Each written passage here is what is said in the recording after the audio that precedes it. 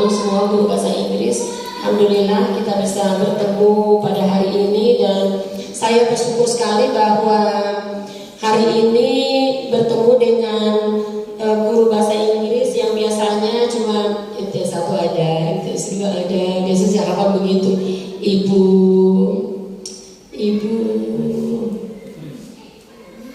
apa saya Ibu Nirvan, kenapa saya lupa Bu ya?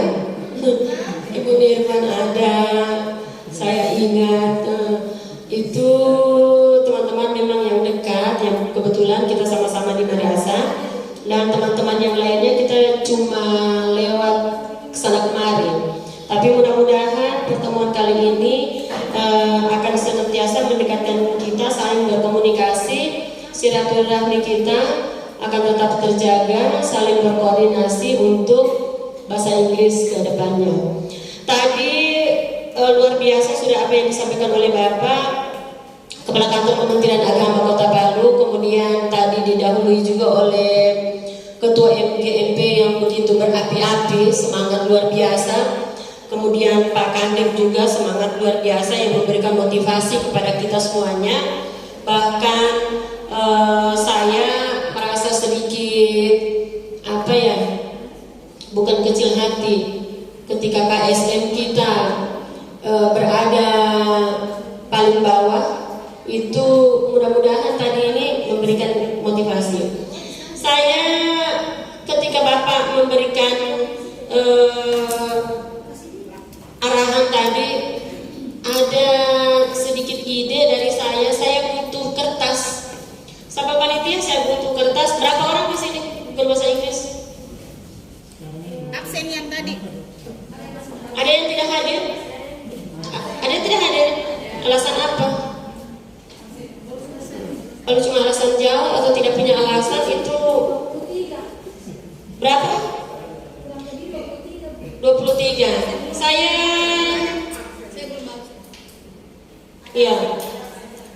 Saya butuh kertas sebanyak guru bahasa Inggris yang ada di sini. Mungkin bisa dimintakan di kantor barangkali. Karena kita perlu komitmen untuk bahasa Inggris ke depannya, karena kita perlu komitmen. Kemudian bagaimana masa depan KSM kita ada di tangan bahasa Inggris dan bahasa Arab. Apalagi KSM kita akan sudah go internasional. Jadi bahasa Inggris itu memang harus wajib ditambah, digas, diberi suntikan, diberi gurunya supaya lebih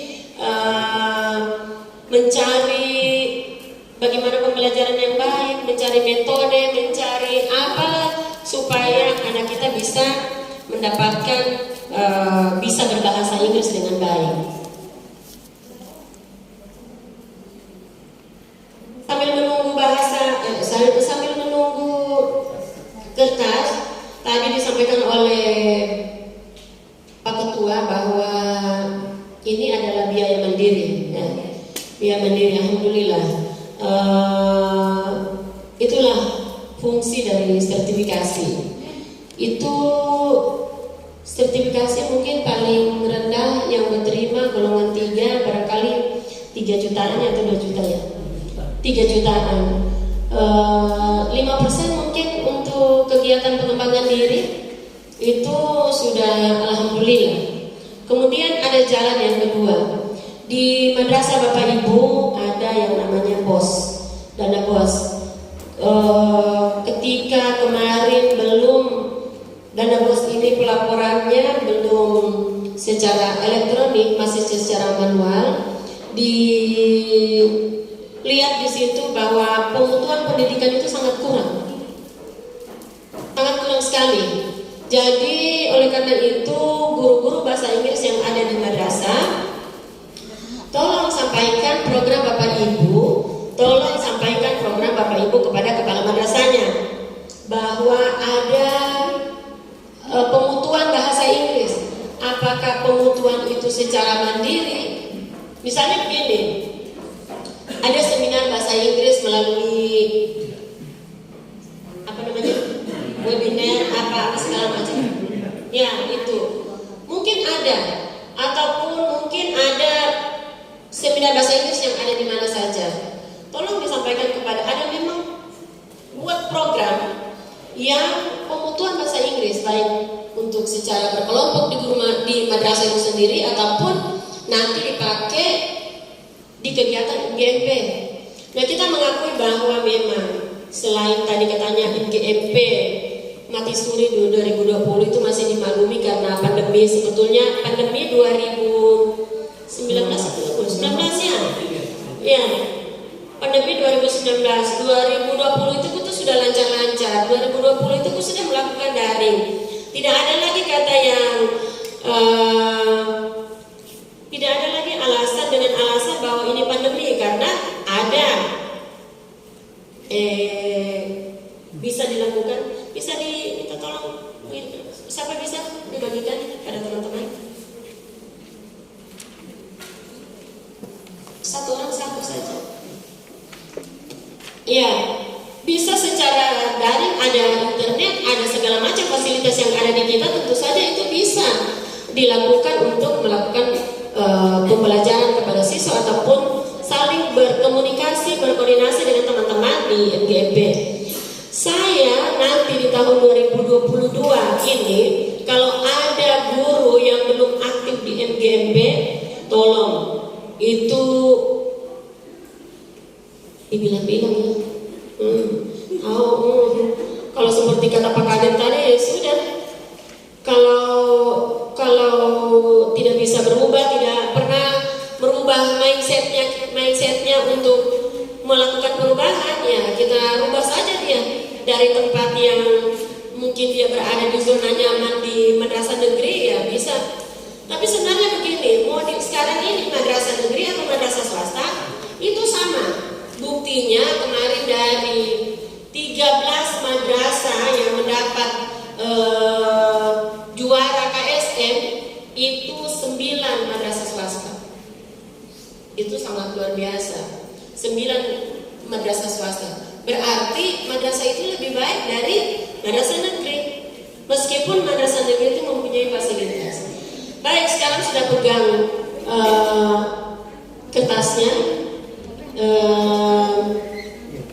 Saya begini, selama ini program itu datang dari saya, baik kepada kepala sekolahnya maupun kepala sekolahnya kepada guru. Selama ini selalu disampaikan, oh bapak-bapak, ibu-ibu, kepala madrasah harus bikin program, apa segala macam. Nah sekarang hari ini kita buat komitmen. Halo. Sekarang hari ini guru bahasa Inggris kita buat sama-sama buat komitmen. Komitmennya Bapak Ibu tulis di situ. Apa yang Bapak Ibu pikirkan dalam bahasa Inggrisnya?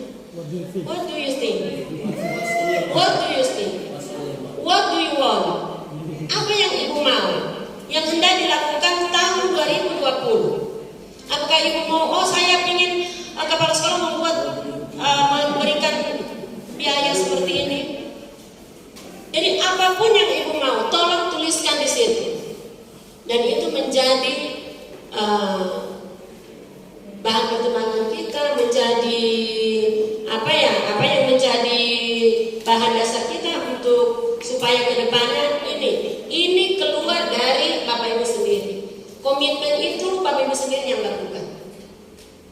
Entah mau tulis apa, silakan.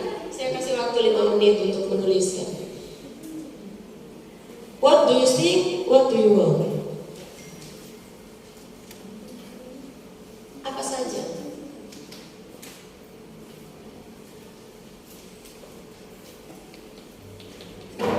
Saya menginginkan itu muncul dari apa yang Ibu pikirkan dan apa yang Ibu mau, muncul dari Bapak Ibu sendiri. Jangan dari saya, karena Pak Kandep sudah memberikan motivasi yang luar biasa. Kita sudah berteriak-teriak sama kepala sekolahnya, dan sekarang berhadapan langsung dengan Ibu. Tolong tuliskan apa yang menjadi kemauan Ibu, apa yang menjadi kehendak Ibu. Silakan.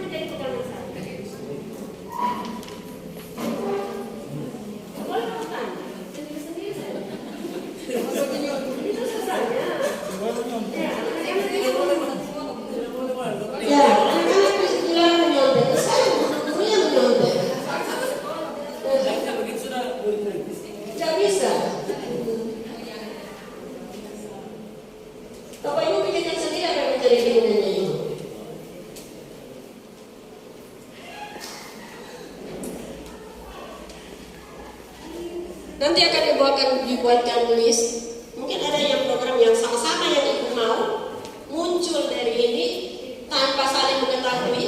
Nah, berarti itu di urutan pertama, urutan kedua, urutan ketiga, sampai mungkin keinginan dari 26 ya. Dari 26 guru tentu akan berbeda-beda.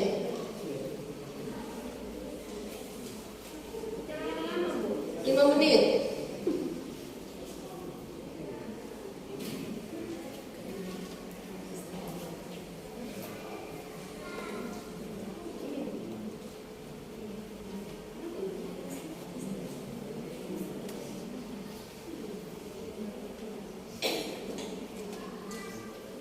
Waktu dibilang apa lagi ibu ini, disuruh kita mengerjakan ini, bukan mendengarkan materi. Kenapa? Kalau mau terang-terangan mau pakai nama, alhamdulillah. Tapi kalau malu-malu pakai nama, ya sudah, tak usah saja pakai nama. Yang saya butuhkan adalah apa yang ibu tuliskan di situ, bukan namanya ibu. Nama ibu sudah ada di absen. Ada 26 yang hadir. Siapa yang tidak hadir? Berapa orang yang tidak hadir? Jumlah kita yang hampir 40 ibu. Bahasa Inggris tes. NTS. Banyak sekali yang tidak hadir. Di inventarisir yang tidak hadir. Tolong. Itu masuk semua dalam grup? Yang masuk grup hanya 30. Masih ada yang ketinggalan? Iya. Tolong di inventarisir. Masukkan semua dalam grup. Ditulis namanya di sini. Ya, taruh keterangan tidak hadir.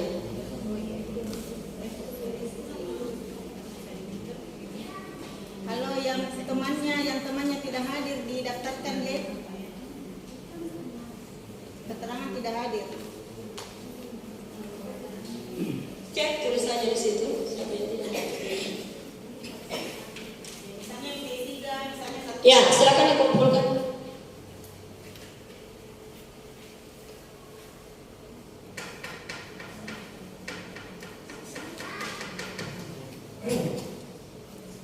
Jangan lama-lama. Biasa Bapak Ibu menyuruh anak-anak itu cepat-cepat kumpul. Cuma satu nomor. Kecuali Ibu bikin proposal di situ itu.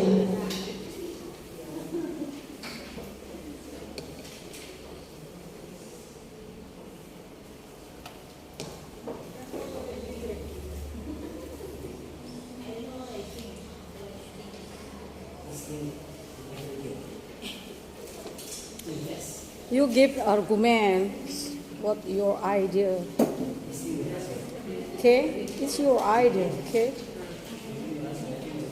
I think your idea.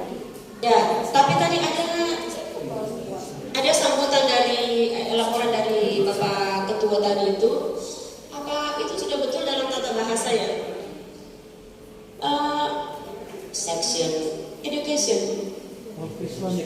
Education section. Education section. Of Islamic. Ya, saya tidak mau terus-terus perpanjang itu. Nah, tapi education section itu saya merasa seperti pendidik yang seksi. Sukses Bu maksudnya. Sukses dalam pendidikan. Iya, seksi. Section. Section. Bukan seksi. Iya, seksi. Section. Sukses dalam educational section. Of Islamic. Pendidikan apa sukses dalam pendidikan dalam Islam. Iya. Keberhasilan. Iya. Kalau seksi Bu dia tulisannya SE. Kalau dia pakai C. C2. Section. Iya, itu seksi. Section. Kalau seksi yang itu lain tulisannya. Ya, juga. makanya sudah diganti pejabat pengawas. Iya. Oh, iya. Memang pronunciation itu harus jelas. Pejabat pengawas. Pendidikan Islam. Pejabat pengawas. Bukan lagi kepala seksi. Saya tahu karena saya perempuan saya bisa tersinggung. Oh, gitu. Section. Ya, cukup. Tidak usah banyak-banyak. Yang penting apa yang Ibu sampaikan di situ nanti Ibu laksanakan. di madrasahnya. Kayaknya seperti ini mau ujian saja saya lihat. Kolek. Bapak Ibu tegang, santai saja. Membimbing sudah ada? Belum. 26 loh, 26 lembar. Baiklah. Mungkin ujian apa lagi kita kompetensi. Iya. Kompetensi. 10 minutes. I think it's the main of program. Finance by This is the center of program. So, okay, education. Yes. It doesn't matter for me, okay? Ya, pokoknya 26. Nah, gitu juga. Ya. 26. Okay. 26. What, ma'am? We have to. Yes, of course. Yes. Okay. Obliging? Where is my paper? Kalau cuma 20 berarti ada yang satu yang kurang. Kalau tidak ada ini berarti saya menganggap tidak ada program. Saya komputer. Tapi saya itu kopi. Tidak usah banyak-banyak. Satu program saja. Dan ini sebenarnya Nanti tahu balian. saya tidak butuh keinginan yang banyak, tapi satu saja. Tapi bukan dalam bahasa Inggris kan? Jangan kamu akali saya, bahasa Inggris sama Dia saya anu. Tapi saya tidak khawatir, ini ada saya penerjemah. Nah, tuh kan? I want to increase. My English. Siapa yang punya? Janganlah. Ini bahasa Inggris semuanya.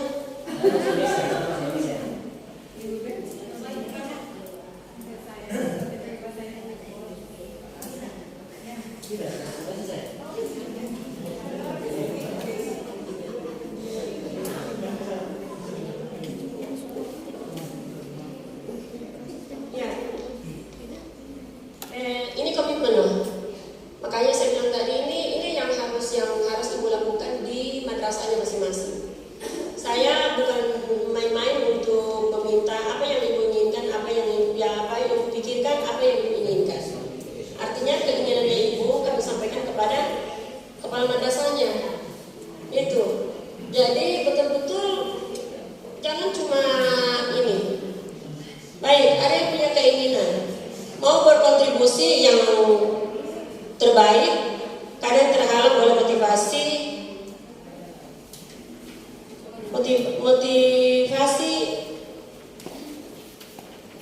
dan yang lemah apa dalam yang lemah atau ini yang nggak jelas.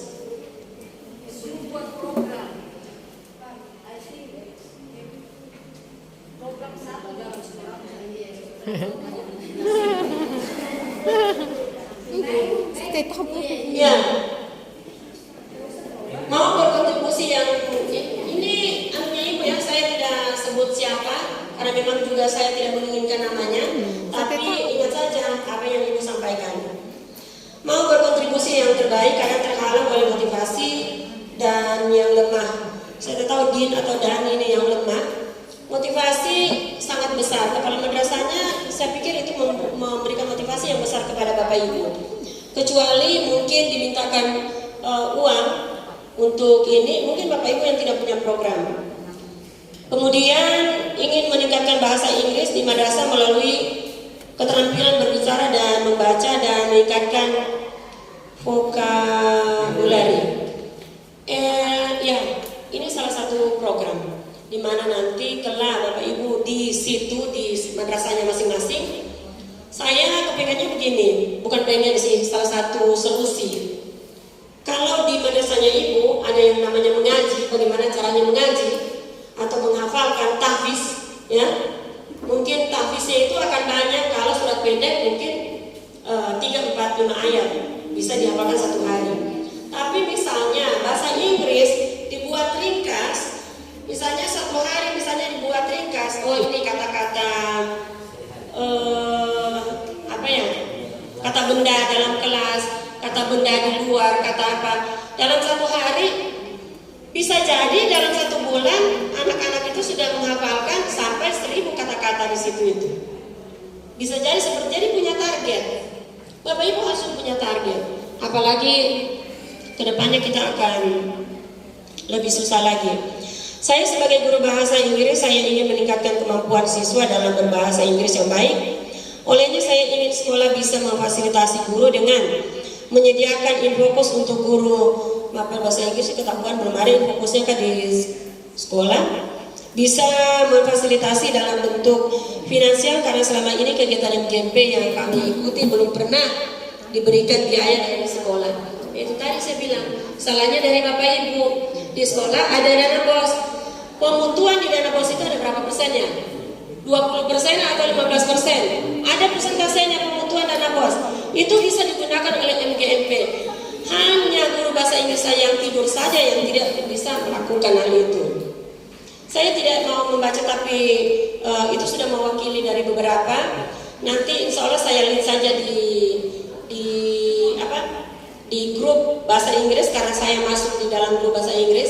Saya sengaja tolong saya dimasukkan supaya saya bisa memantau apa kegiatan bahasa Inggris, karena betul-betul bahasa Inggris sama bahasa Arab memang harus didorong, dimotivasi, dijaga, dibimbing, dikerangkeng, di apapun bahasanya itu yang akan kita lakukan untuk tahun 2022. Sejak awal dari Januari sudah harus ada program guru bahasa Inggris untuk memberikan pembelajarannya dari kelas 7, dipilih memang, diseleksi memang anak-anak yang bisa berbahasa Inggris ataupun yang punya kemampuan lebih baik dalam bahasa Inggris maupun dalam pelajaran yang lainnya. Al-Azhar kenapa sampai hebat sampai saat ini? Karena memang dari kelas 7 sampai kelas selanjutnya itu saja, dan itu semuanya dipromosikan. Jadi kita pernah buat Pak Asad ya di MTS 2 English Day. Kemudian ada kelas Olimpiade. Kalau kata Papa kemarin itu akan ada di madrasah kelas excellent, ya kelas excellent supaya bisa ya Ibu Mawar kemarin di sana ya Bu ya. Dan itu dinikmati oleh Pak Haji Baba. Waktu itu dibawa ke Makassar sampai ke tingkat nasional ya. Itu anak-anak bisa begitu. Jadi ada memang target kita. Tolong, bahasa Inggris memang berperan penting di KSM. Jadi punya tugas yang berat.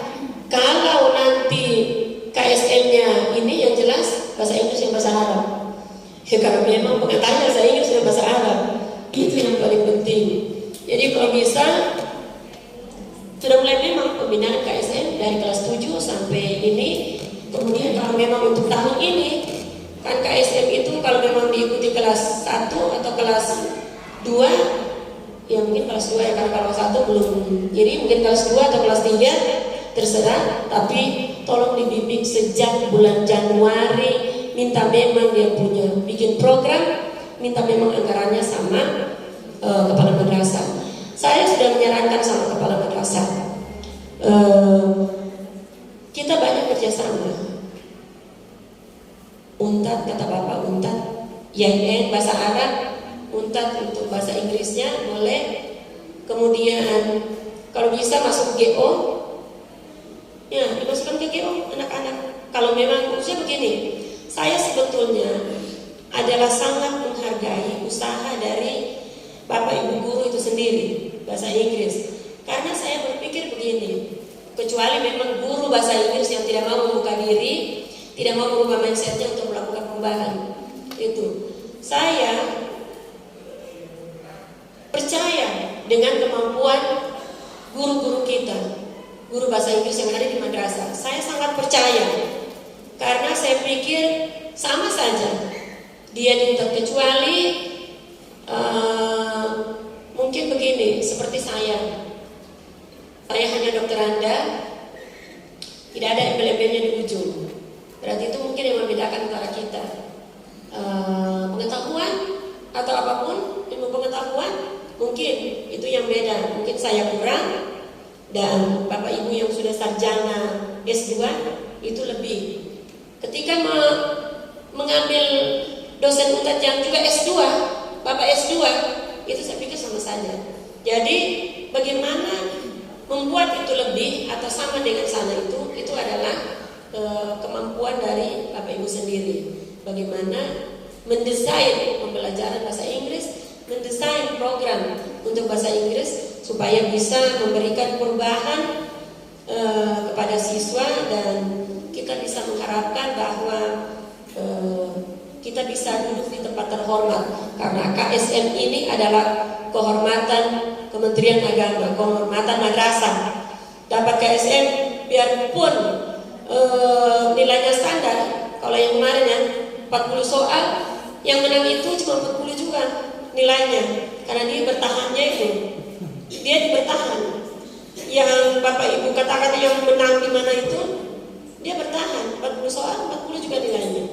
Itu kemarin nilai. Bahkan ada di bawah kurang 35 atau 30, pokoknya kurang di 40. Itu yang dapat juara. Berarti di bawah passing grade mungkin itu. Jadi itulah sebabnya marilah kita sama-sama, saya memotivasi diri saya sendiri, Bapak Ibu juga memberikan motivasi pada dirinya sendiri. Karena biar kalau seperti penyakit, biar mahal bagaimanapun obat yang diminum, secanggih apapun pengobatan, kalau tidak tumbuh dari dalam kita sendiri untuk berjuang melawan sakit, membuat perubahan supaya kita sembuh, tidak akan bisa. Kita tidak akan bisa sembuh kecuali dari Bapak Ibu sendiri. Bahasa ini mungkin sudah didengar sehari-hari oleh Bapak Ibu, dibuka di media apa segala macam Ibu buka. Saya kira banyak bahasa-bahasa motivasi untuk diri sendiri ataupun untuk kita bersama. Tapi hari ini saya mengulang-ulang seperti Pak Kadep juga mengulang, saya akan mengulang karena kita seperti kita dalam mengikuti petunjuk yang ada di dalam sholat. Kita mengulang-ulang Al-Fatihah dalam satu hari, katakanlah 5 kali kita, bukan 5 kali, 5 kali 2, 4 lagi malah ya.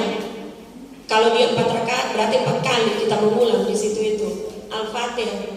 Tapi belum tentu Al-Fatihah itu kita bisa hafal, dia punya artinya.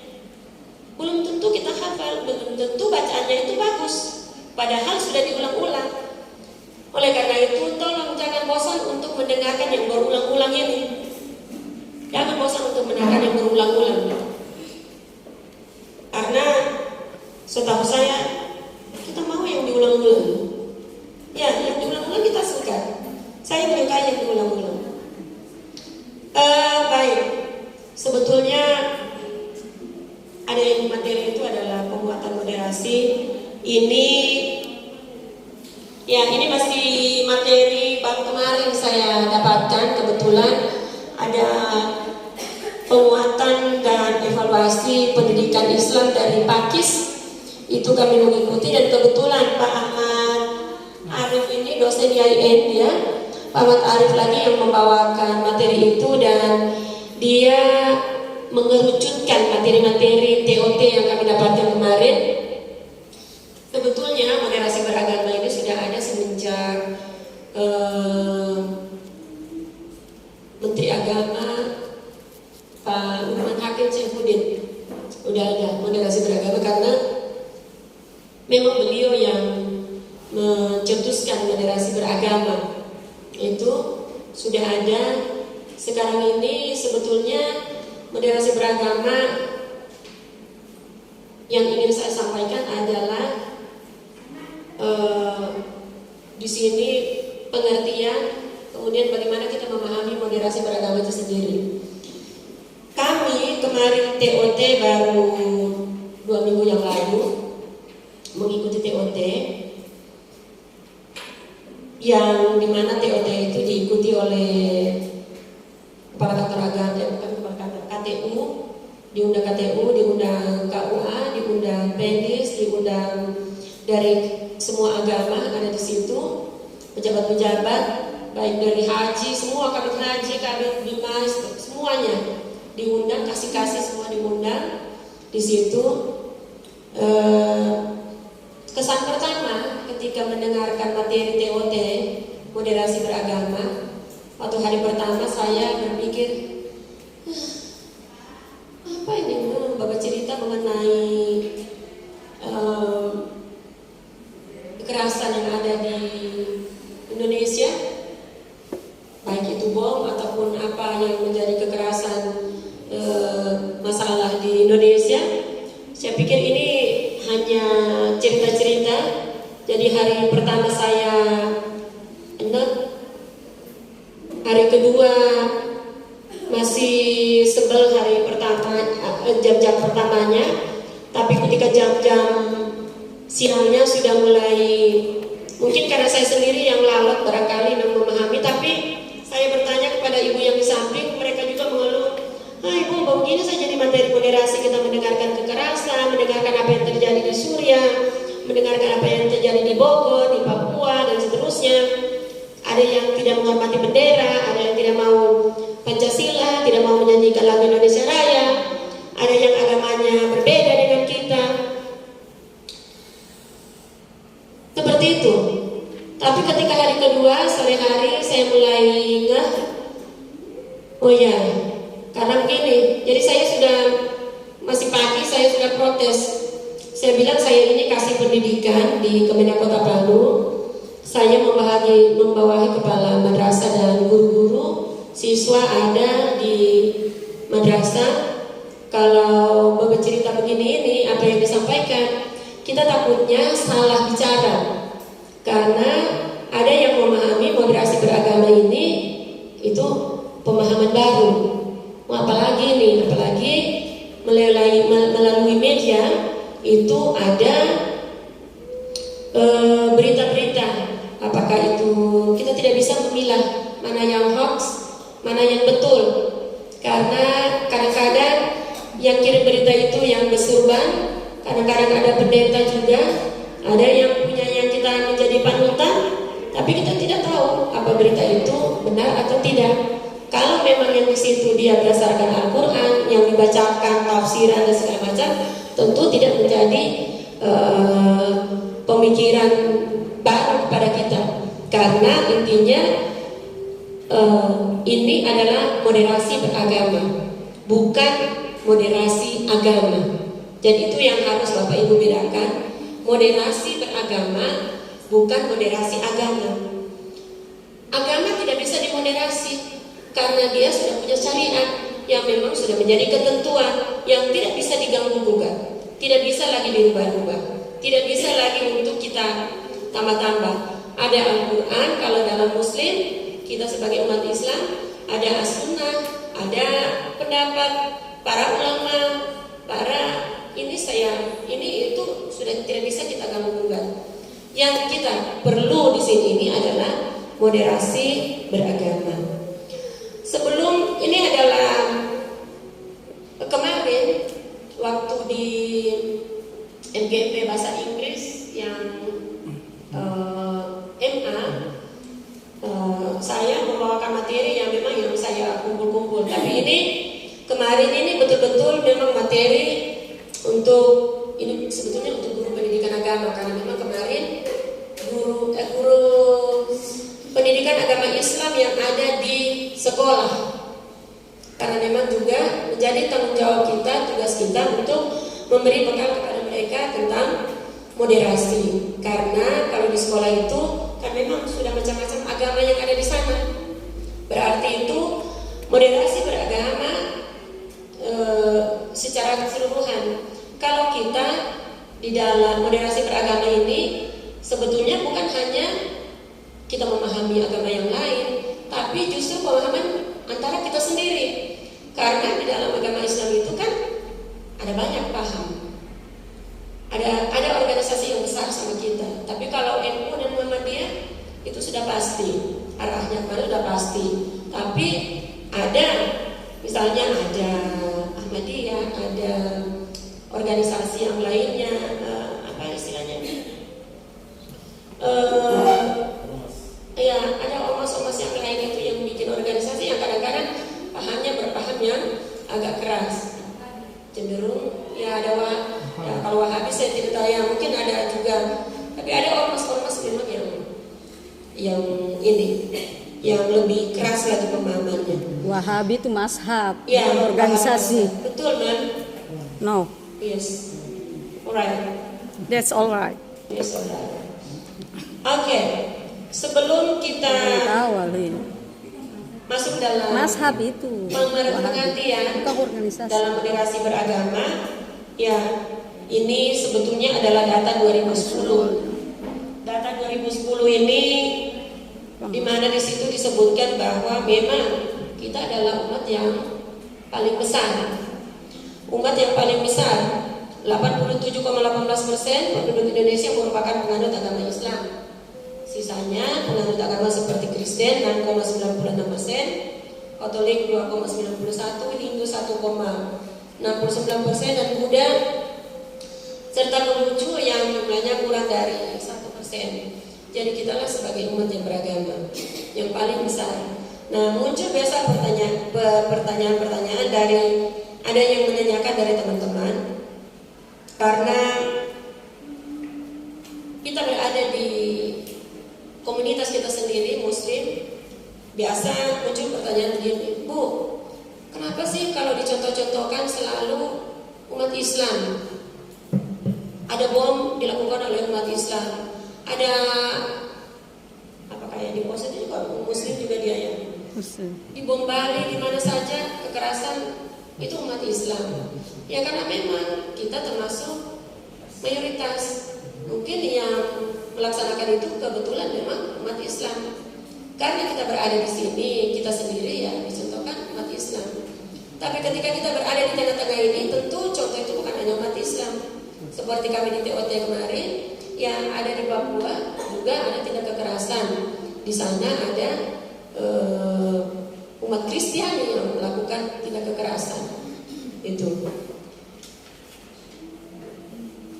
Kemudian bagaimana Indonesia masa depan akan didominasi oleh 3 entitas masyarakat urban, kelas menengah dan milenial.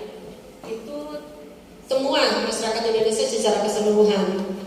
Di mana dari berbagai gejala tersebut dapat disimpulkan kondisi demografi penduduk. Ada yang namanya kelompok urban, yakni mereka yang tinggal di daerah perkotaan.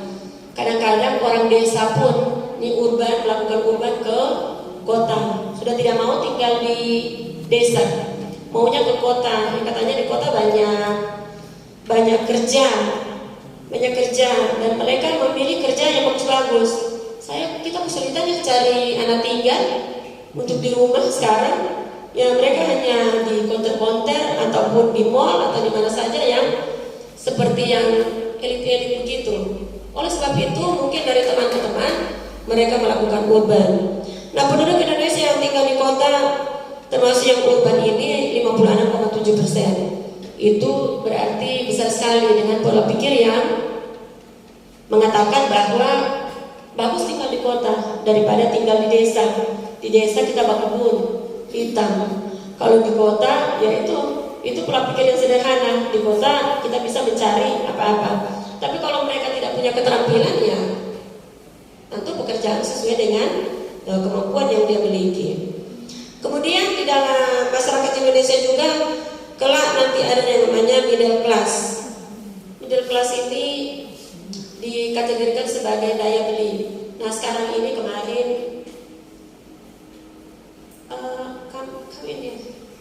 kami sit down please. Pemateri Middle ketiga. class ini kemarin begini, ada pernyataan dari Bapak DPR yang Fadil Muhammad yang menyuruh Ibu Menteri Keuangan Ibu Sri Mulyani untuk dipecat lagi ya. Karena beliau tidak ini ngurus mungkin kayak biaya apa di MPR ke apa. Tapi perlu Bapak Ibu ketahui bahwa meskipun kita dalam pandemi itu perekonomian berjalan terus. Kita ditahan di mall, tidak bisa masuk mall, tidak bisa masuk ini toko-toko dengan alasan pandemi. Mungkin kita akan beranggapan tidak ada lagi orang yang membeli di mall sana itu. Tidak ada lagi jual beli tukar jual beli di masyarakat kita. Tapi justru itu semakin besar. Kenapa? Satu hari itu ada 4 paket yang datang ke rumah, ya kan? Satu hari ada 4 paket yang datang ke rumah. Artinya daya beli masyarakat itu semakin meningkat. Kenapa?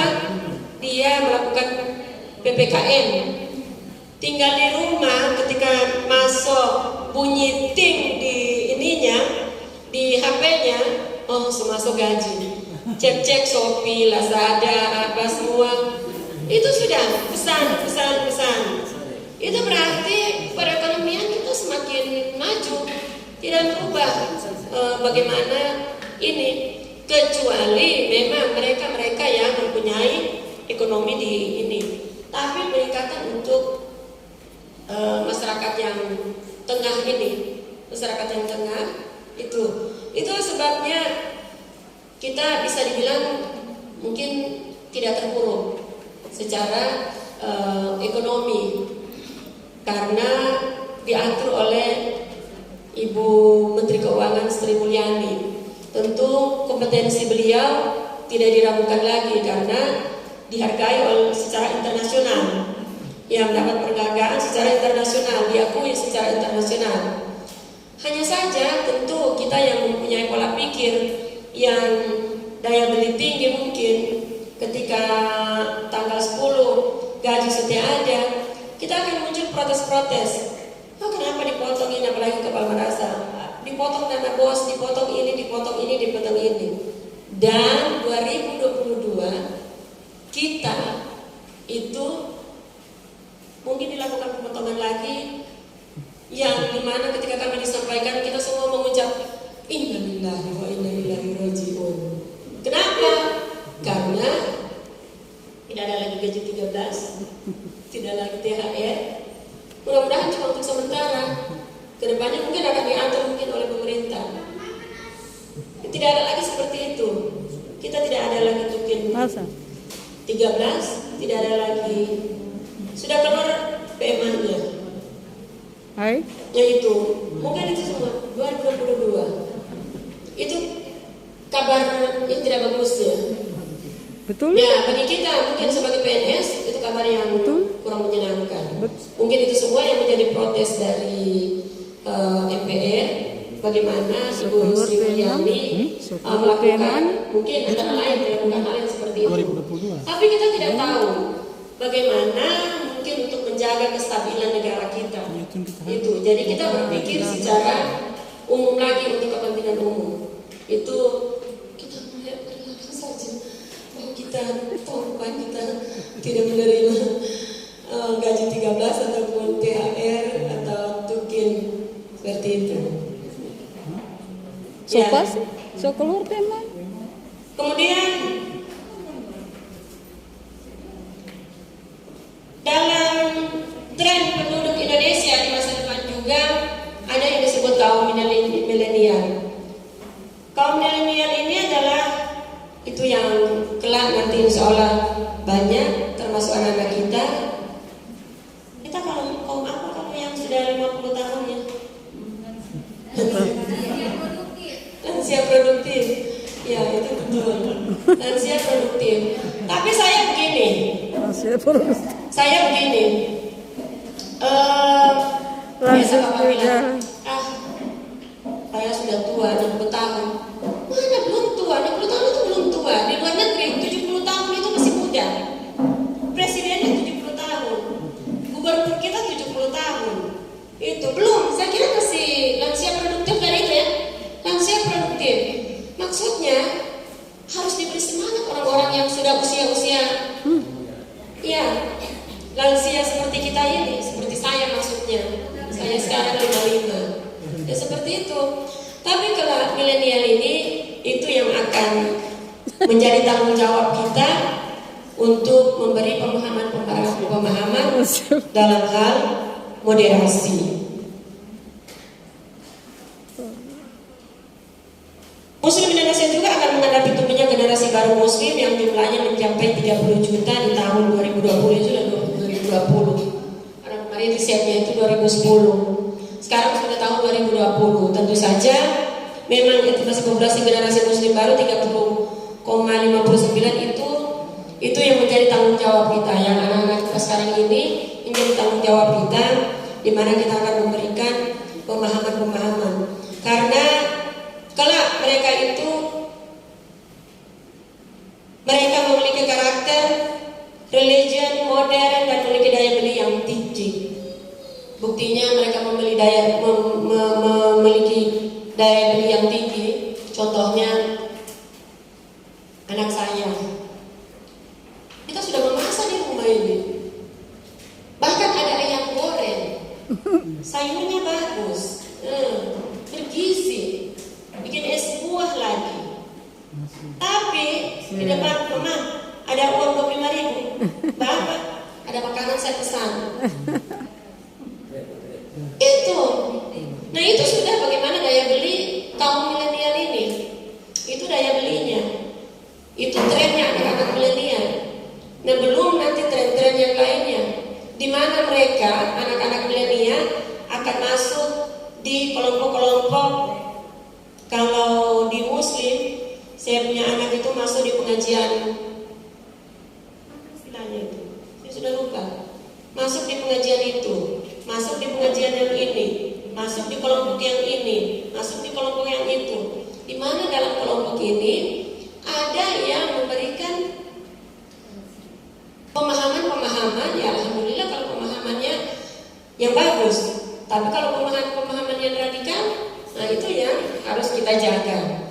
Olehnya itu tentu saja sebagai kelak kita anak-anak yang kita jaga adalah bagaimana mereka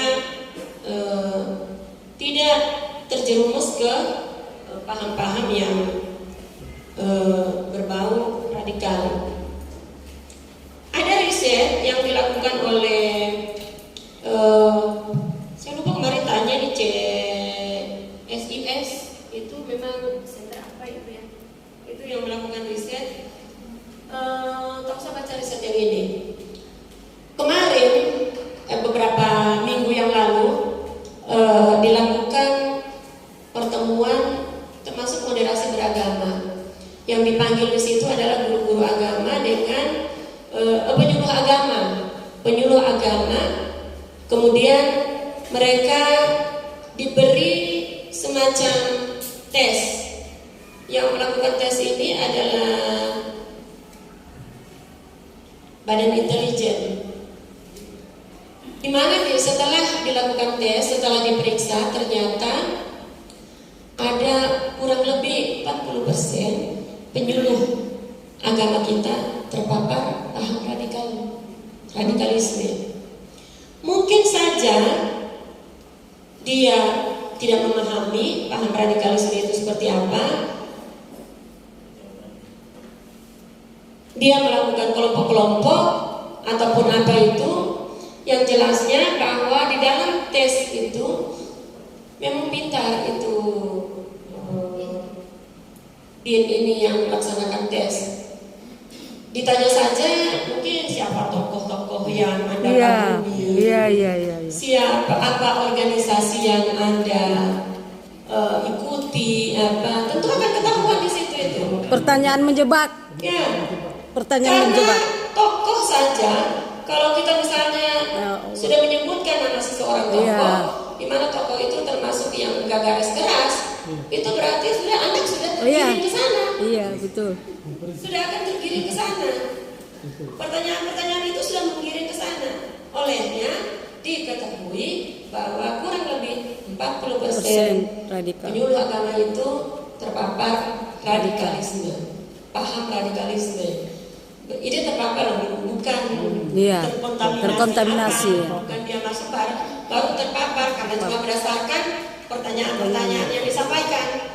Itu yaitu mungkin pertanyaannya menjebak-jebak seperti itu. Pertanyaan menjebak. Seperti itu. Mantap. Jadi akhirnya terlihatlah seperti itu. Dan tidak menutup kemungkinan memang ada di sini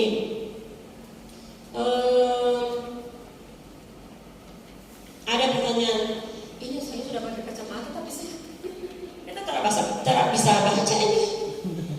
Ya, 33, saya tidak baca yang kuningnya ya. Hijau saja 33,4%.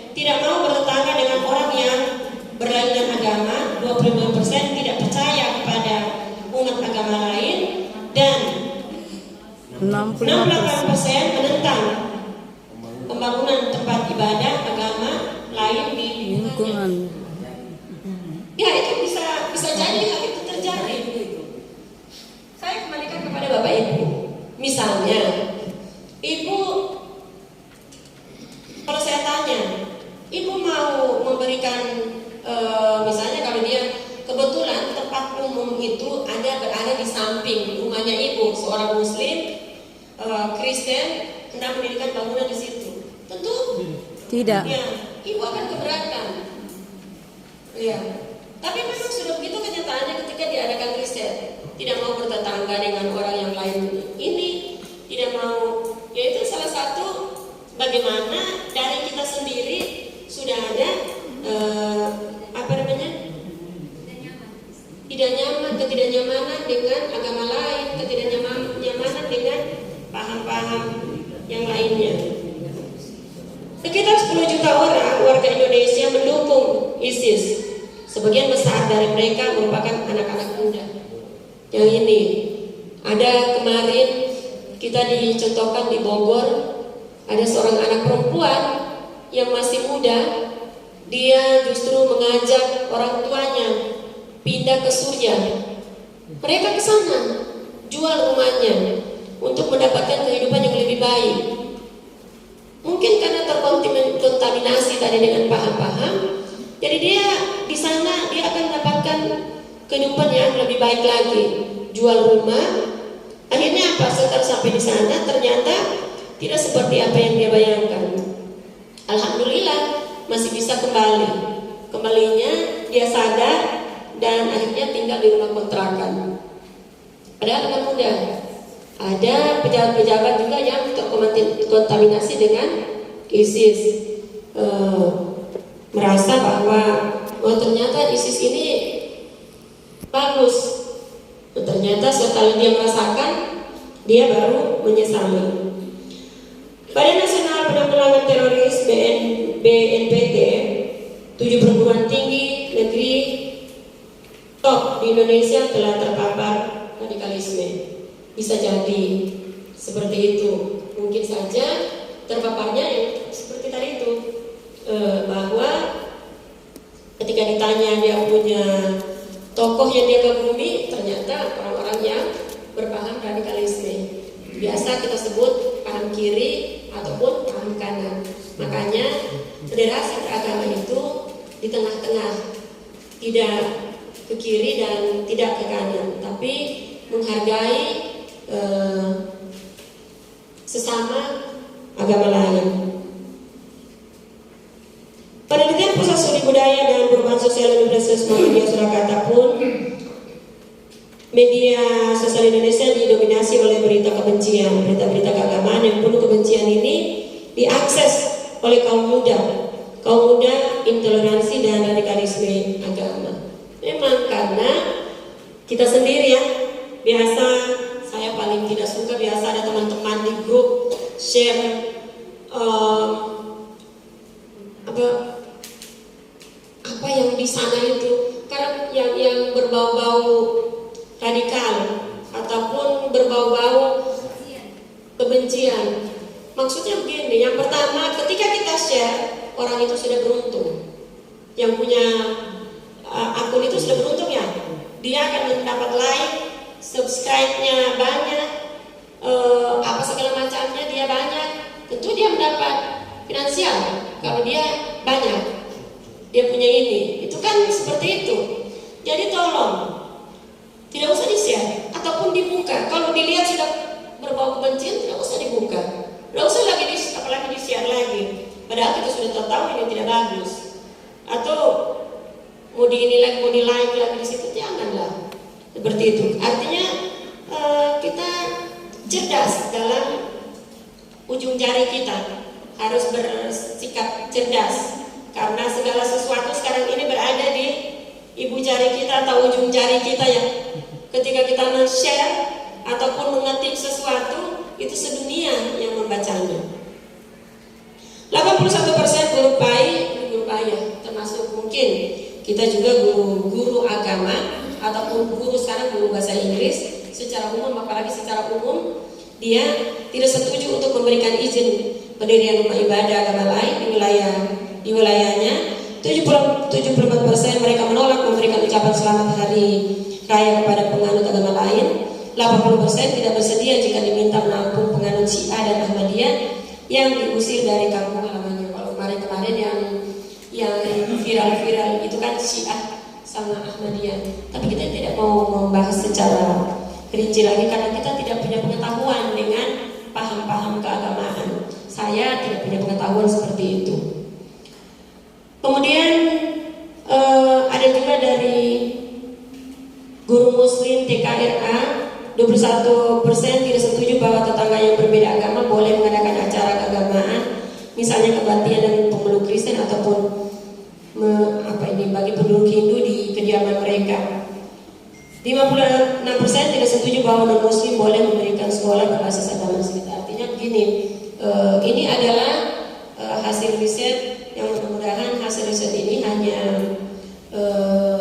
tadi dengan adanya pertanyaan-pertanyaan yang menjebak.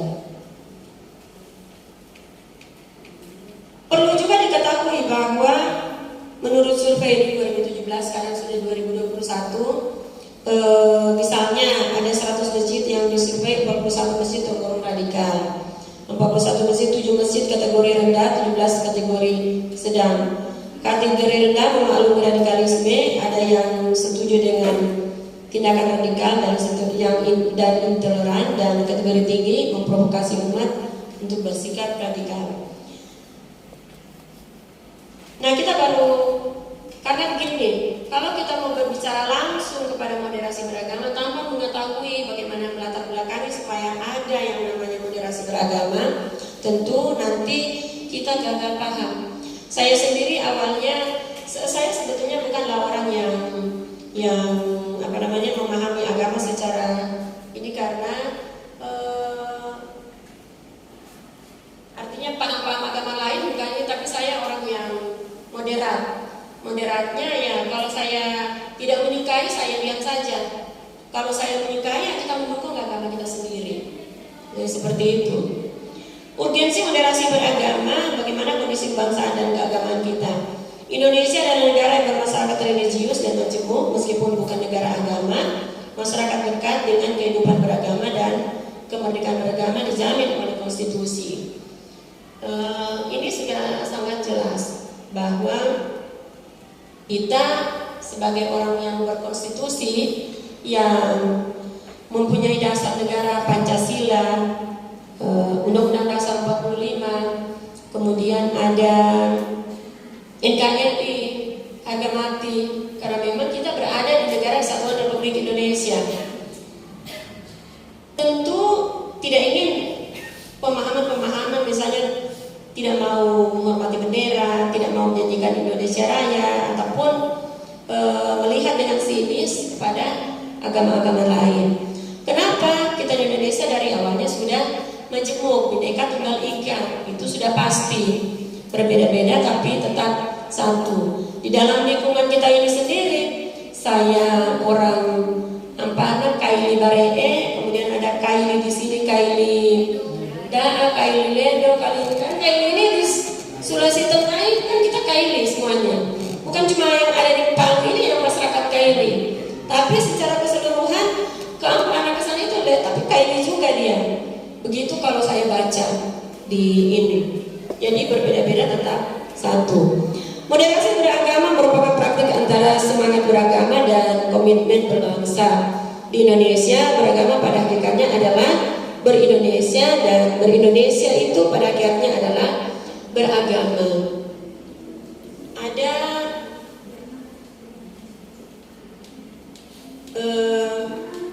saya lupa salah menghayal. Kita lanjutkan.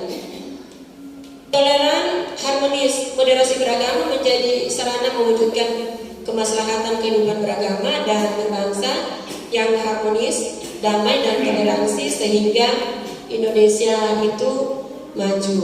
Dasar hukumnya Undang-Undang Dasar 45, Undang-Undang 39 tahun 19 tentang hak asasi manusia, Perpres 82 dan seterusnya, Perpres 18, kemudian PMA tentang Ranger Kementerian Agama. Jadi kita, Kenapa ada dimasukkan Renstra? Karena di dalam Renstra Kementerian Agama itu tahun 2020 itu adalah tahun moderasi beragama yang akan disosialisasikan insya Allah sampai tahun 2024.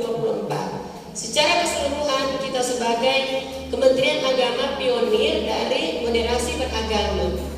Jadi sampai 2024 dari siswanya ke gurunya sudah selesai semua dilakukan tentang pemahaman moderasi beragama.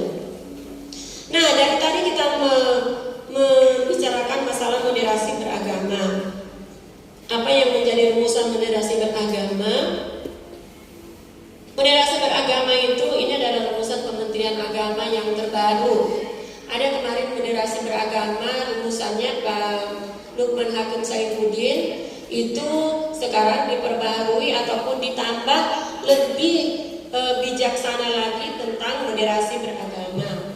Bagaimana moderasi beragama? Yaitu cara pandang, sikap dan praktik beragama dalam kehidupan bersama dengan cara mengejawantahkan esensi ajaran agama yang melindungi martabat kemanusiaan dan membangun kemaslahatan umum berlandaskan prinsip adil, berimbang dan mentaati konstitusi sebagai kesepakatan berbangsa. Jadi nilai-nilai ajaran agama itu sendiri yang ada dari kita sendiri, itulah yang kita laksanakan.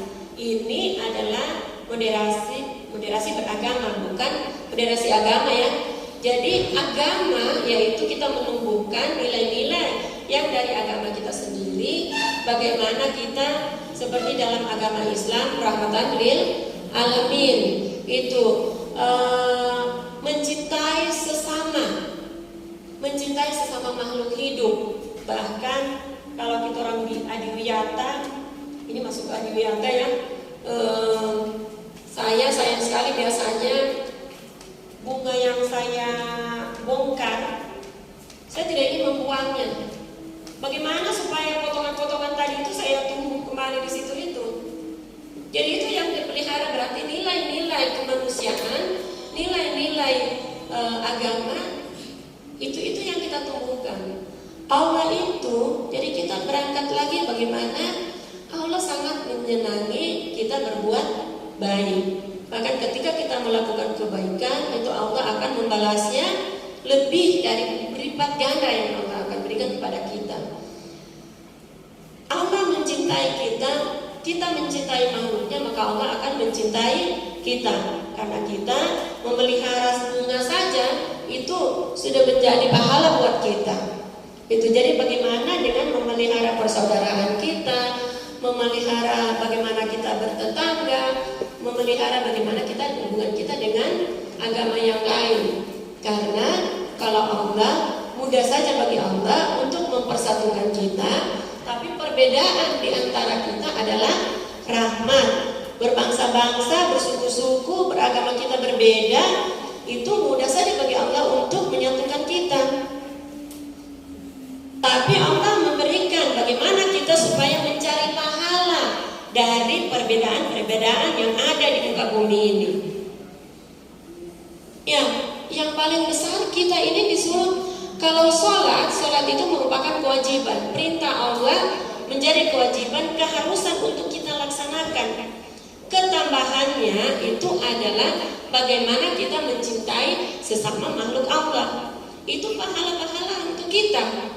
Itu memberikan sumbangan kepada kita. Nah sekarang seperti di HAP nanti ada program untuk memperingati HAP, itu adalah memberikan sumbangan. Sekolah-sekolah diharapkan menyumbang ya kepada, nanti tidak tahu sumbangannya akan diberikan kepada siapa, mau ke Semeru atau bagaimana nanti bagaimana dari tim yang ada untuk mengelola sumbangan. Itu yang dicintai oleh Allah. Bahkan bersedekah itu ada Ustaz, bersedekah ada hadisnya.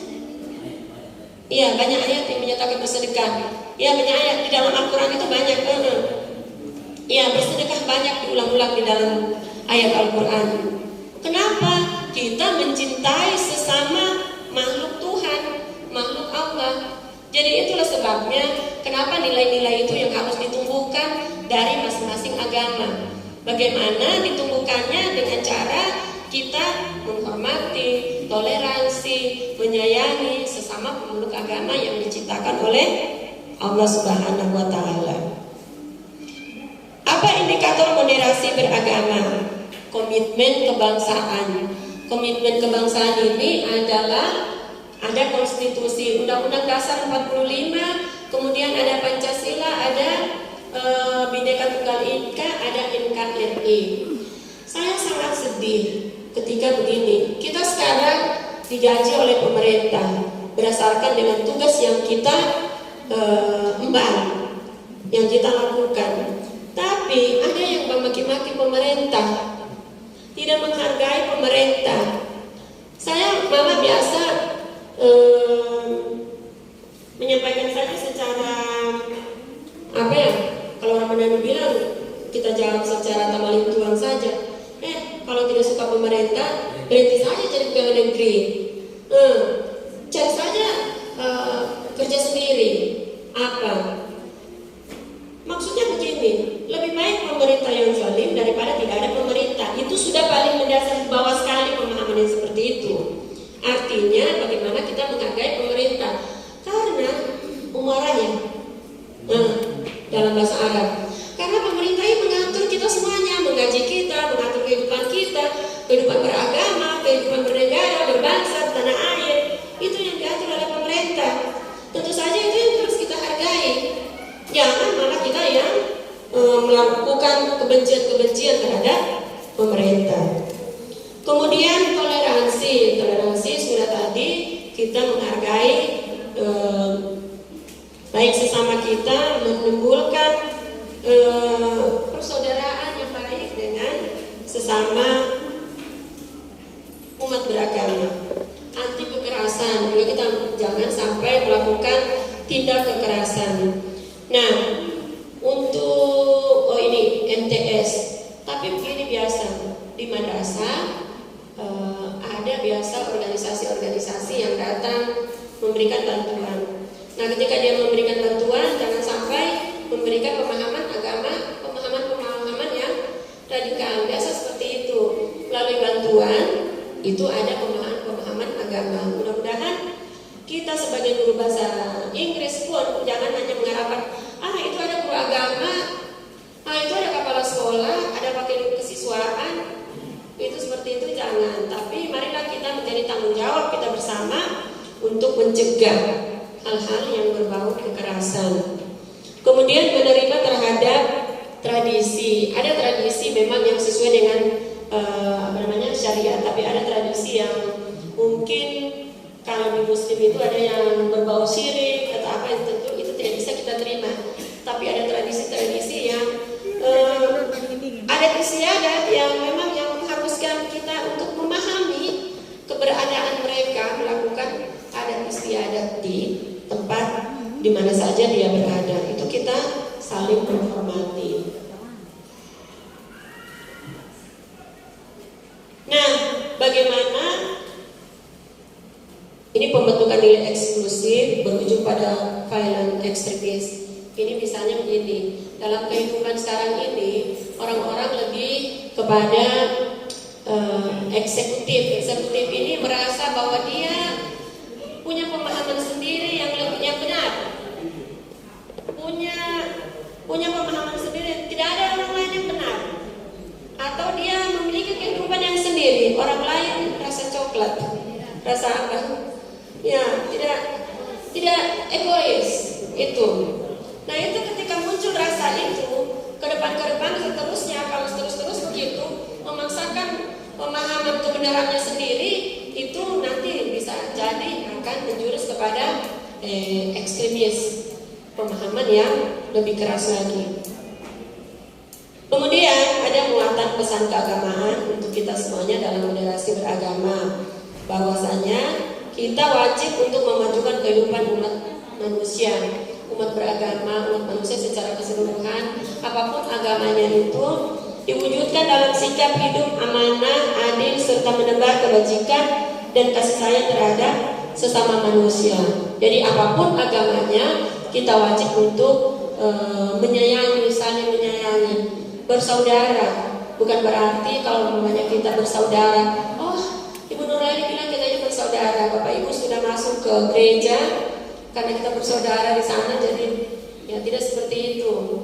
Nah itulah biasa yang oleh paham radikalis itu memang diartikan secara keras. Betul-betul kita tidak boleh, meskipun mungkin berada di luar, tidak boleh melakukan hal itu. Ini tidak bisa, kecuali itulah tadi yang membedakan antara moderasi beragama dan moderasi agama. Jadi nanti kalau moderasi agama jangan sampai udah masuk di tempat ibadahnya mereka, sudah malah mengganggu sudah itu. Menjunjung tinggi keadaban mulia.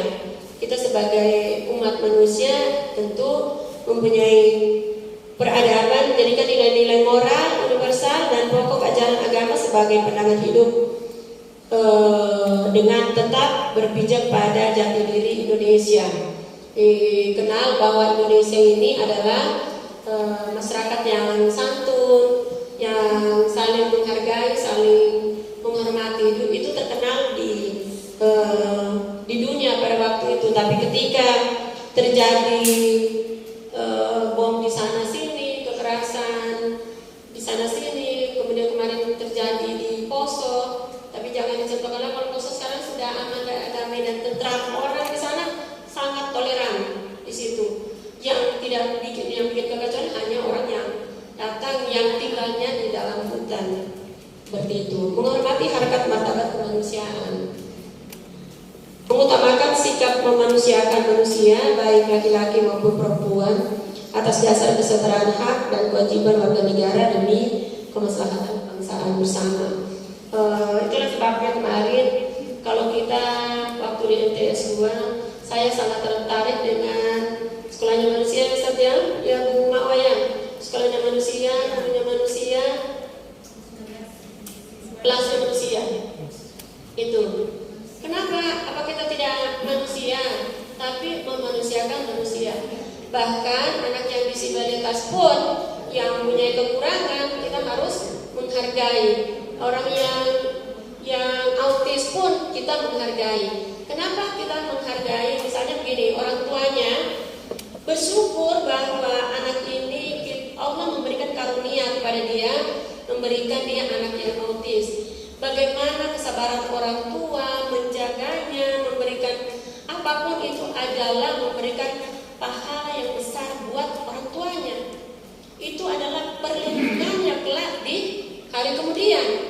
Itu jadi jangan ketika ada sesuatu anak ataupun ini anak yang lain dikasih masuk lagi di sini, apa dia bikin ini anak ini. Pernah satu kali kita masih saya di sana. Anak ini operasi kanker kepala, ya, mau sudah dapat ya, kanker di kepalanya. Dia tidak bisa melihat, tidak bisa pakai babysitter masuk di dalam. Ada beberapa guru yang protes, ibu itu babysitternya kenapa dikasih masuk di dalam? Nah dia tidak bisa melihat, tidak bisa, dia cuma bisa mendengar. Jadi dibacakan soalnya, baru dituliskan lagi. Dituliskan pakai babysitter. Jadi sebegitunya kita harus menghargai kehidupan dari anak ini. Insya Allah dengan menghargai begitu, mudah-mudahan itu cara Allah mencintai kita, karena kita mencintai makhluk yang Allah ciptakan. Jadi setiap segala kekurangan itu tentu ada hikmahnya. Jangan bilang begini, memang insya Allah ada hikmahnya. Kalau saya pasti ada hikmahnya. Itu sudah kepastian dari Allah, ketentuan dari Allah, pasti ada hikmahnya. Seberat apapun pasti ada hikmahnya. Jadi seperti itu, menghargai kemanusiaan. Anak ini dari kelas 7 bisa masuk sampai dia selesai. Ujian pun kita khususkan di satu kelas supaya dia tidak mengganggu yang lainnya. Kita khususkan di satu kelas. Alhamdulillah dia lulus. Ya, saya tidak tahu lagi perkembangannya di mana setelah itu anak itu. Iya, bapaknya kontraktor, namanya pegawai. Iya, itu orang kaya. Tapi ya, alhamdulillah mereka bersyukur bersyukur sekali bahwa kita, artinya insya Allah itu menjadi amal jariah buat kita semuanya. Jadi yang kita ingat ini adalah bekal kita di kelak di akhirat nanti. Memperkuat nilai moderat, mempromosikan dan mengejawantahkan pengamalan cara pandang, sikap dan praktik keagamaan jalan tengah, yaitu tadi nilai-nilai agama kita jangan ke kiri, jangan ke kanan. Harus kita moderat memahami agama yang lain, bahwa kita di dunia ini diciptakan berbangsa-bangsa, bersuku-suku dan beragama yang banyak. Mewujudkan perdamaian, menebarkan kebajikan dan kedamaian, mengatasi konflik dengan prinsip adil dan berimbang serta berpedoman pada konstitusi. Itu tadi, menghargai pemerintah, jangan menyebarkan berita yang hoax karena bisa menimbulkan ketidaknyamanan. Dalam satu kelompok pun, saya di keluarga Pendis, saya taruh di situ grup keluarga Pendis. Kita ada 13 orang, karena 16 orang tapi 4 orang ada satu orang dikasih masuk tapi yang honor tidak dikasih masuk. Dalam satu buku pun cuma lebih 10 orang di situ itu. Ketika ada yang mengirimkan berita-berita yang kita tidak sukai, kita enak sekali. Maksudnya tidak suka lah. Tak usah menyebarkan itu meskipun dalam kelompok yang kecil. Karena kita ini punya perasaan yang berbeda. Jadi masing-masing menghargai perasaan ini ya. Kalau kau sendiri saja betul baca. Kau usah disebarkan kepada yang lain. Maksud saya saling baru sharing, ya. Menghargai keberagaman menerima keberagaman sebagai anugerah dan karenanya bersikap terbuka terhadap perbedaan. Sebagai disebutkan bahwa perbedaan itu adalah rahmat bagi kita semuanya. Mentaati komitmen berbangsa, menjadikan konstitusi sebagai panduan kehidupan umat beragama dalam berbangsa dan bernegara serta menaati aturan hukum dan kesepakatan bersama. Kita sebagai ASN wajib untuk mentaati aturan-aturan yang ada. Bukan berarti kita dilarang untuk berargumen, berpendapat, tapi berpendapatlah secara santun dan baik. Jangan berpendapat tapi memprovokasi, itu yang dilarang. Strategi penguatan moderasi beragama yaitu sistem pendidikan. Bagaimana penguatan sistem pendidikan yang perspektif moderasi beragama mencakup pengembangan kurikulum, materi dan proses pengajaran dan seterusnya. Mungkin 2020 insya Allah karena moderasi beragama akan masuk dalam kurikulum. Jadi kita sendiri harus siap minimal baca-baca tentang moderasi beragama sambil menunggu ada modul ataupun panduan untuk moderasi beragama. Saya kemarin di TOT saya bahkan protes bagaimana kita menyampaikan kepada siswa kalau contohnya misalnya tidak mungkin saya mencontohkan anak-anak di poso itu terjadi kekerasan begini ini paham agama begini. Tentu anak-anak itu akan menangkapnya secara berbeda. Nanti takutnya justru dia malah kalau yang tadinya dia bersikap adem-adem saja, tapi justru dia bersikap lebih keras lagi karena bahasa kita menyampaikan contoh-contoh yang mungkin yang memang belum bisa mereka terima.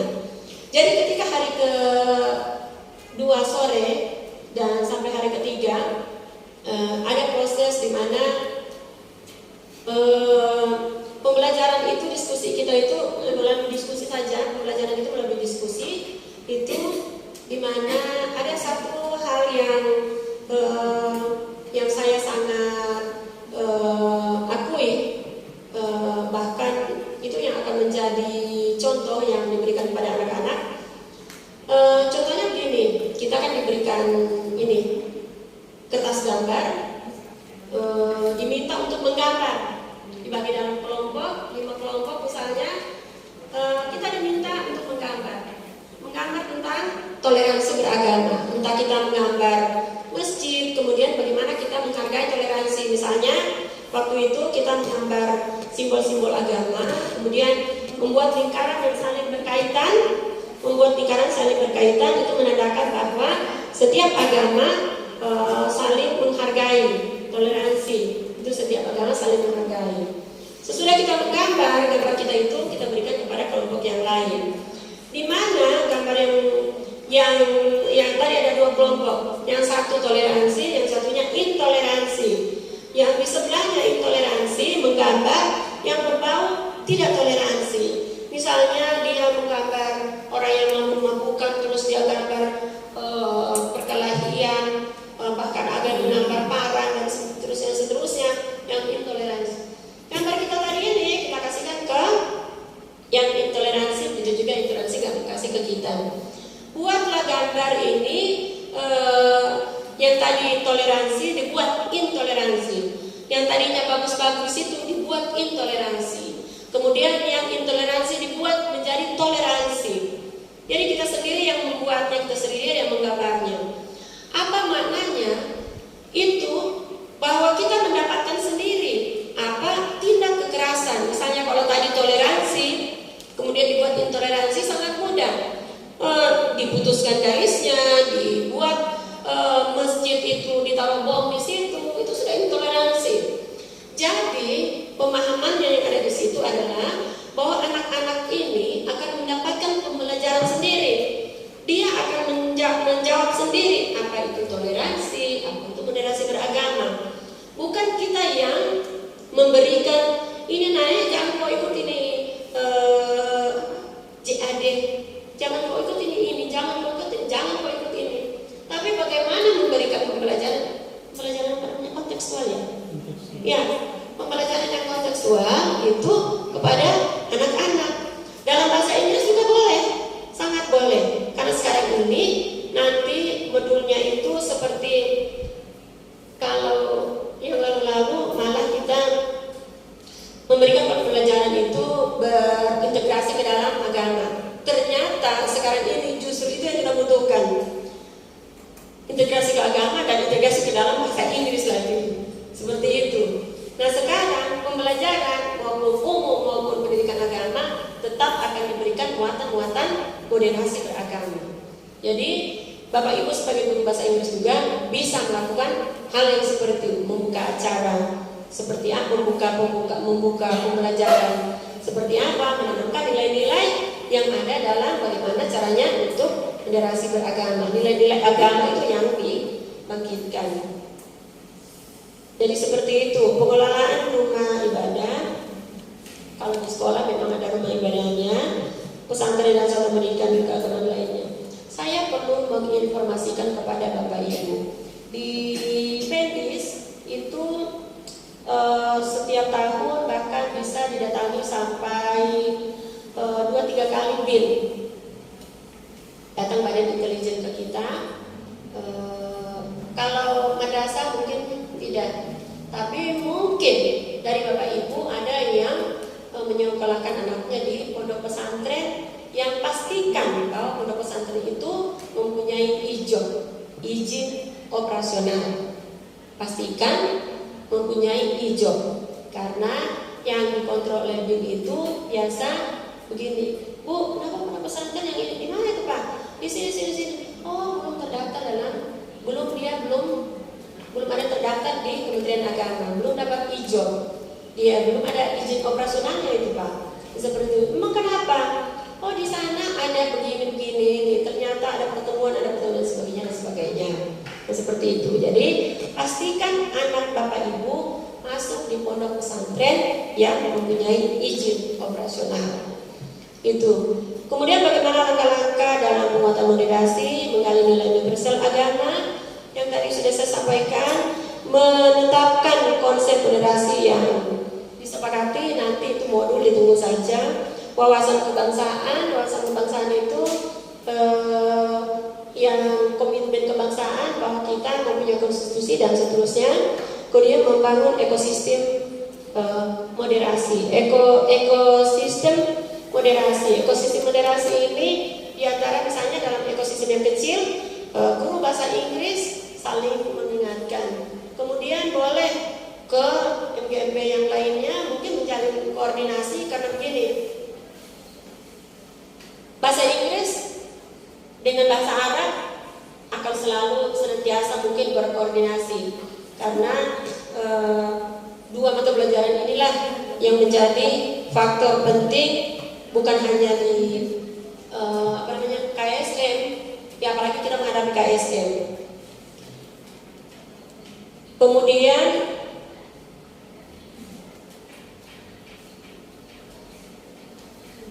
empat pilar of learning, belajar agar tahu.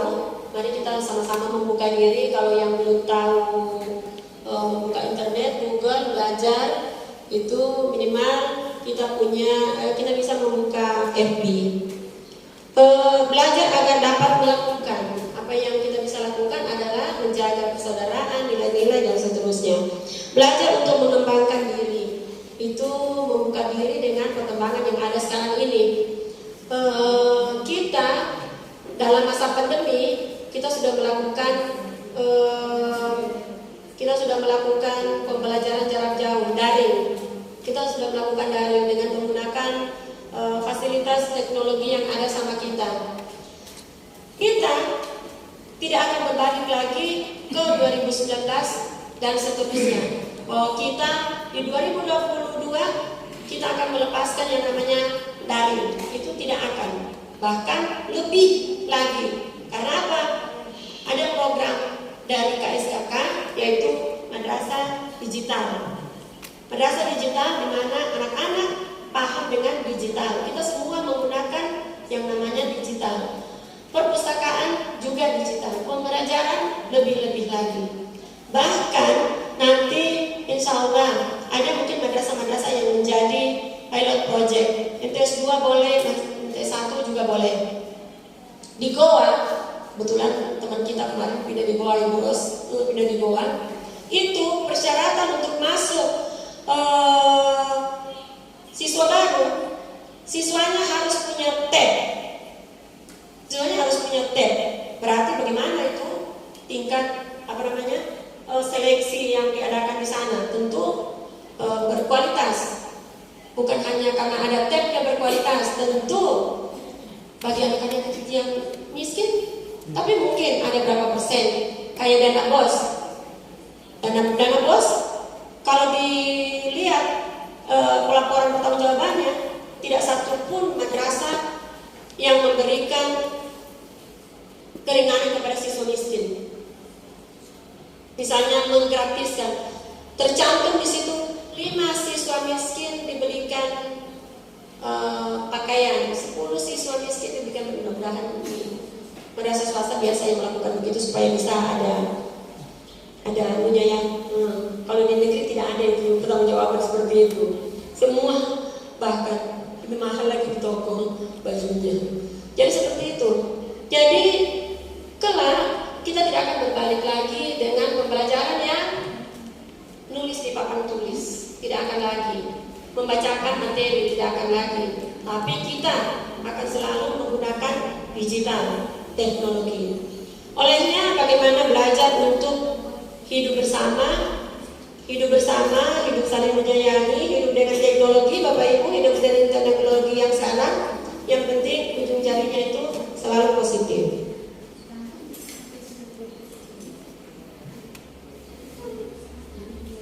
Di dalam moderasi beragama ada yang namanya daur pendidikan.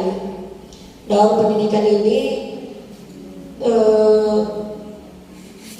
di mana hal-hal yang bagaimana kita mengenal anak, misalnya problem, masalah itu harus diungkapkan. Apa yang menjadi problem kita? Daur pendidikan ini harusnya bukan hanya seperti daur ulang gitu ya, dari bahan bekas menjadi barang jadi. Ada masalah di sana harus diungkapkan. Di mana setelah diungkapkan tentu dianalisa baru disimpulkan. Jadi kita senantiasa memberikan pemikiran yang positif, sisi positif thinking. Ya. Berpikir positif dalam segala sesuatu. Meskipun misalnya seseorang, dia tidak masuk itu pergi ke ini. Ini saatnya kepala madrasah. Saya sampaikan biasa ada, siang ini bayarkan TPG-nya. Kalau 3 hari tidak hadir. Oleh kepala sekolah dia langsung taruh di situ itu tanpa menanyakan, karena kita harus disiplin dengan kehadiran. Pokoknya disiplin, tidak ada lagi harga mati memang disiplin. Emang disiplin, tapi kita mendahulukan positif thinking. Berpikir positif artinya begini, kenapa tidak ditanya 3 harinya kemana? Oh iya Bu, saya lupa, saya sudah bisa bikin surat izin sakit waktu itu, sudah bisa ke dokter, saya sakit di rumah 3 hari, tidak bisa lagi, tidak ada yang bakal saya tahu apa. Itulah sebabnya 3 hari saya tidak masuk. Apakah ini tidak bisa dilakukan perubahan? Tentu bisa. Jangan sampai dia merugikan orang lain yang sebenarnya itu menjadi haknya. Masalahnya kalau kita sudah tidak bayarkan, kalau sudah sampai sama kita, itu jelas kita sudah tidak bisa bayarkan. Tapi marilah kita secara ini, asal jangan begini yang sudah dibilang Ibu Nurla ini bisa diperbaiki absen. Izin dalam 1 minggu ya, kurang 1 minggu. Ya tolong diperbaiki itu. Itulah makanya harus mengungkapkan apa yang kita rasakan, kemudian dianalisis, kemudian disimpulkan. Begitupun dalam moderasi beragama, mengungkapkan apa, kemudian menganalisis dan baru menyimpulkan. Disimpulkan dengan mudah-mudahan kesimpulan itu bisa baik. Saya kira saya memang panjang, saya memang mengikuti jalur panjang. Saya sudah menyiapkan diri pagi-pagi, tidak sarapan, lari-lari tadi. Kebetulan pagi-pagi jemput bayi tua, jam 7 baru sampai rumah di Dolo, mandi lari-lari tidak sempat sarapan. Akhirnya kita sarapan biskuit di jalan. Bu Ira alhamdulillah bawa biskuit, itu saja dengan harapan bahwa semangat yang luar biasa bahwa saya bisa bertemu, saya bisa menyampaikan, dan mudah-mudahan apa yang disampaikan ini bermanfaat bagi kita semuanya dan bisa diimplementasikan kepada teman-teman di sekitar kita, kepada anak-anak kita, dan bisa kita bisa menumbuhkan generasi yang bermental positif dan bermoderasi beragama dan generasi emas dengan nilai-nilai agama yang dia anut sendiri. Saya kira itu saja yang bisa panjang, bukan itu saja ya, begitu panjangnya apa yang saya sampaikan. Terima kasih atas perhatiannya. Terima kasih Bapak Ibu sudah hadir di sini, dan saya ucapkan insya Allah sekembalinya dari sini berkumpul dengan keluarga dengan sehat walafiat. Hati-hati di jalan, jaga kesehatan, tetap pakai masker. Itu saja. Terima kasih. Billahi taufiq wal hidayah.